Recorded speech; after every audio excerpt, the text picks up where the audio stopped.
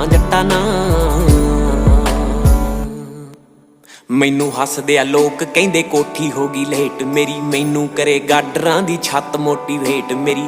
ਅੱਜ ਦਿਨ ਹਸਲ ਦੇ ਚੱਲਦੇ ਆ ਕੋਈ ਨਾ, ਮੈਂ ਜਿੱਤ ਕੇ ਜਾਊਂਗਾ ਪਿੰਡ ਬੇਬੇ ਕਰੇ ਵੇਟ ਮੇਰੀ, ਬੇਬੇ ਕਰੇ ਵੇਟ ਮੇਰੀ।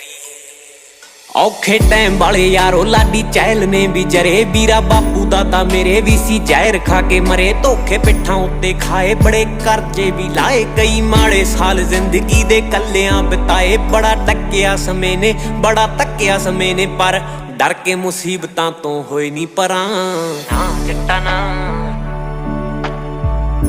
ਮੈਂ ਆਪਣਾ ਭਰਾ, ਮੇਰੇ ਫਾਦਰ ਸਾਹਿਬ, ਪਰਿਵਾਰ ਦੇ ਬੜੇ ਜੀ ਖੋਏ ਨੇ ਜੀ, ਪਰ ਮੈਂ ਹਮੇਸ਼ਾ ਇਹੀ ਬੇਨਤੀ ਕਰਦਾ ਕਿ ਸਾਨੂੰ ਇੰਨੀ ਜਲਦੀ ਫੈਸਲਾ ਲੈ ਕੇ ਇੰਨੀ ਜਲਦੀ ਹਾਰ ਨਹੀਂ ਮੰਨਣੀ ਚਾਹੀਦੀ।